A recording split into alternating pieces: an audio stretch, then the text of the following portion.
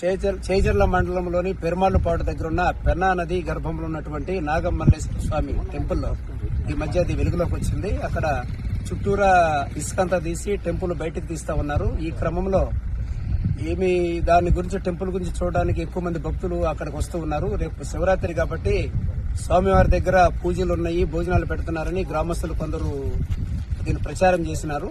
కాబట్టి ఈ విషయం మీద ఆర్టీఓ గారు, అట్లానే టెంపుల్ డిపార్ట్మెంట్, దేవాదాయ శాఖ వారు, రెవెన్యూ వారు, పోలీసు వారు అందరూ కలిసి కూడా టెంపుల్ విజిట్ చేస్తే ఆ పెచ్చులన్నీ కూడా ఊడి పడుతున్నాయి టెంపుల్లో నుంచి.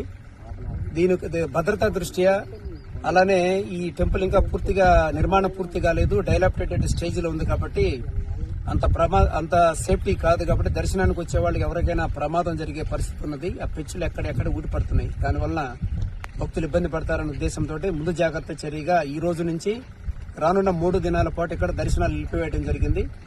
ఈ ప్రజలు కూడా, నెల్లూరు జిల్లా ప్రజలు కూడా దీన్ని గమనించి దయచేసి ఎవరు కూడా ఈ టెంపుల్కు రావద్దని కోరుకుంటూ ఉన్నాము. దీనిలో భాగంగా ట్రెంచ్ కొట్టించడం జరిగింది, కంపకర్లు వేయడం జరిగింది. అట్లానే పోలీస్ పికెట్, రెవెన్యూ వారు కలిసి కూడా ఒక పికెట్ ఏర్పాటు చేస్తున్నాము. ఇవన్నీ కూడా ప్రజల భద్రత, శ్రేయస్సు దృష్ట్యా తప్ప వేరేది కాదు. దయచేసి ఈ టెంపుల్ తప్ప వేరే ఏ శివాలయానికైనా వెళ్ళండి. ఇది మేము చూస్తున్నప్పుడే 4-5 పెచ్చులు ఊడిపడినాయి. ఈ ఫోటోలు కూడా ఉన్నాయి. కాబట్టి ప్రెస్ వారు కూడా దీనిని అర్థం చేసుకుని ప్రజలందరూ చేరేలాగా ఈ మెసేజ్ ని ఫార్వర్డ్ చేయవలసిందిగా ఈ రెవెన్యూ, పోలీసు, అలానే టెంపుల్ డిపార్ట్మెంట్ తరఫున తెలియజేస్తున్నాము. Thank you.